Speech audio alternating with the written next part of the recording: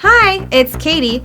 You've probably heard of the little boy who crawled into Harambee's cage and possibly the man who tried to commit suicide by getting eaten by lions.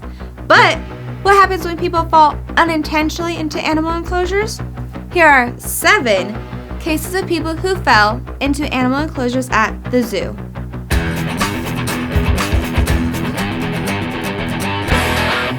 Number 7. Levan Merritt. In most cases, when a child falls into an animal exhibit, humans must save the child from dangerous beasts. But in Levan's case, human interference wasn't needed. It was 1986 and Levan Merritt was just 5 years old. He and his family were visiting Jersey Zoo when he slipped into the cage and fell unconscious.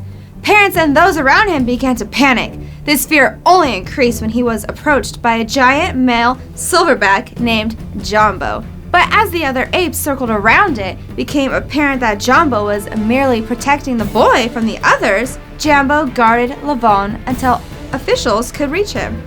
To this day, Levan fondly recalls the incident. He calls Jambo his guardian angel, laughs at the names such as Tarzan and Gorilla Boy, boys in school call him, and thanks Jambo for showing him love as well as giving him a story to impress his now wife.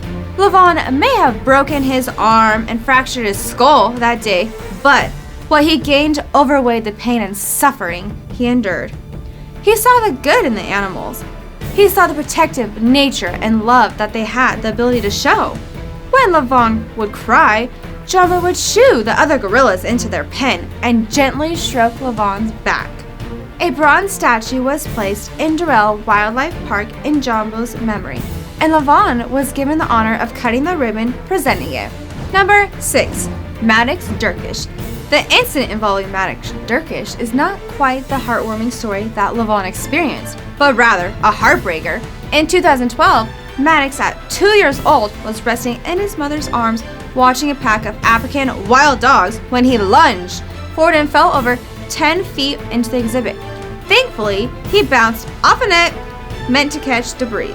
Devastatingly, it didn't catch him. Instead, he landed into the pit and died shortly after being mauled by dogs.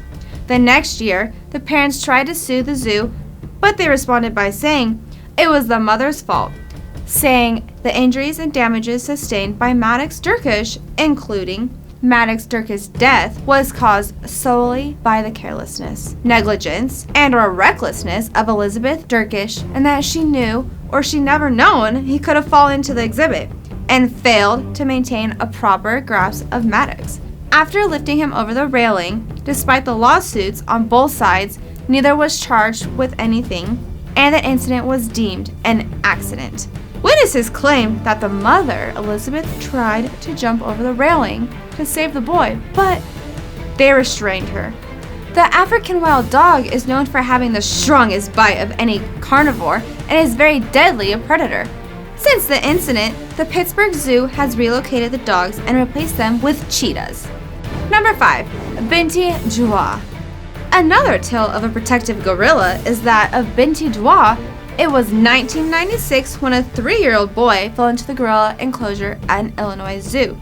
As soon as the boy fell 20 feet into the exhibit, a female gorilla, BINTI JUA'S, picked him up. She then proceeded to carry him to officials who waited at the gate. As if things couldn't get more interesting, the gorilla also carried her own 17-month baby named Kula on her back throughout her encounter with the boy. Perhaps the current material instincts are what saved the boy. The boy's name was never released, but it is known he broke his hand, cut his face, though otherwise unharmed. BINTI JUA'S is seen as a hero and is another great example of positive human-animal connections and relationships. There has been next to no controversy regarding her story, which is a first for zoo incidents involving children. Number 4. Little SCHWAB. In 2015, a 2-year-old boy fell into the cheetah exhibit at the Cleveland Metro Park Zoo. But unlike BINTI JUA'S, who protected the boy, or the African wild dogs that mauled the child, the cheetahs did something else entirely. Michelle SCHWAB was letting her son look at the cheetahs over the exhibit's fence, but many witnesses say she dropped him in.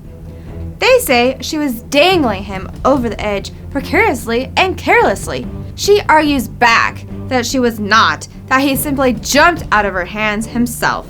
Though counts of negligence, aggravated, trespassing, and child endangering were given, the mother ended up serving just 1 year of probation and taking parenting classes rather than jail time. Considering she worked at the Columbus Child Care Facility, the loss of her career was punishment enough. The boy suffered a broken arm, but was otherwise unharmed. How was that possible?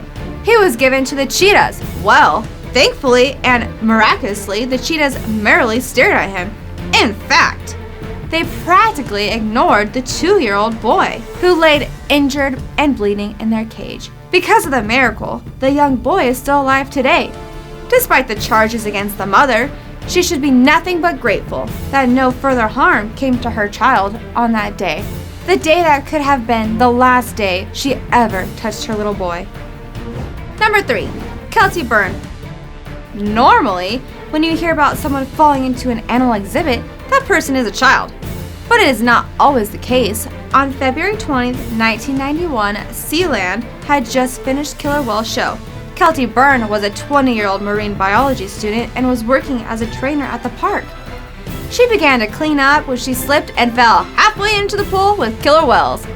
She struggled to get away, but they kept pulling her under. They never had a plaything in the pool that was so interactive. One of her nearby co-workers later said, "They just got incredibly excited and stimulated." He and others tried to issue commands and distract them with the food, but to no avail. She was screaming and trying to swim away, but after being held under for 10 minutes, she popped up, silent. BYRNE was the first trainer ever killed by orcas at a marine park. It took employees 2 hours to recover her body from Nuka, Haida, Tilcrum, the 3 other whales. Though many experts are confused. One director of Orca Lab simply says, "If you pen killer whales in a small still tank, you are imposing an extreme level of sensory deprivation on them. Humans who are subjected to those same conditions become mentally disturbed."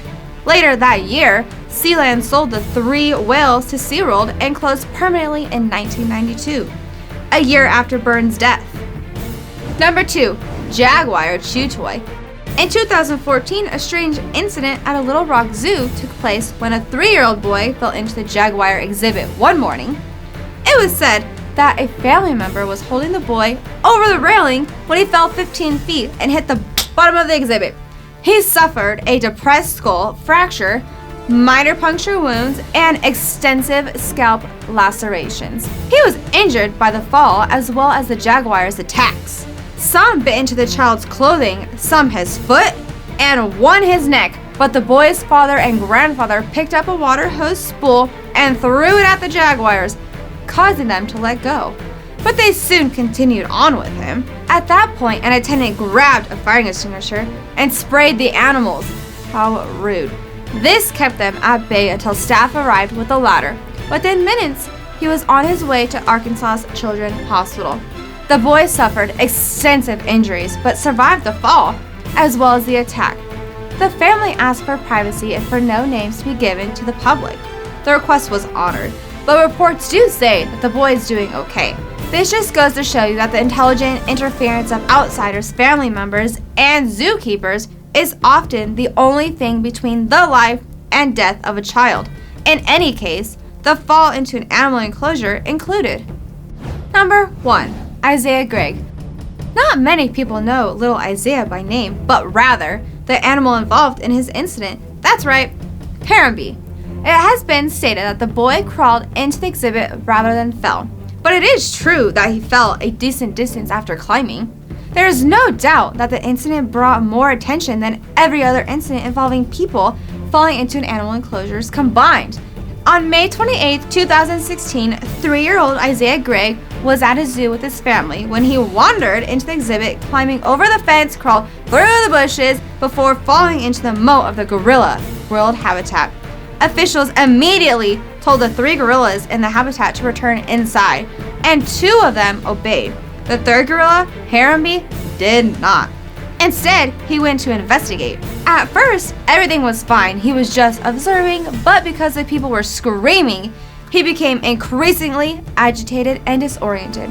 So he dragged Isaiah through the water. It didn't appear that the gorilla had any intentions towards the boy, but his strength seemed to push and pull the boy in a painful way.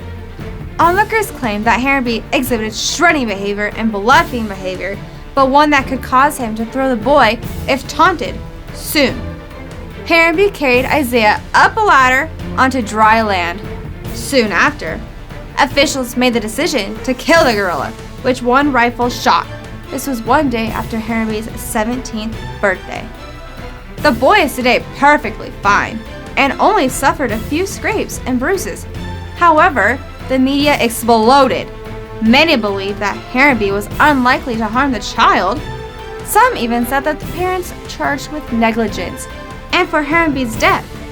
Others applaud the decisions to choose the boy's life over the possibility of his death. Still, no one faced any penalties regarding the entire incident. Harambe's story appeared on many shows, memes, and has become an internet sensation. Thanks for watching. Have any of you had any close encounters at the zoo? Let us know in the comments below. Be sure to subscribe, and I'll see you next time. Bye!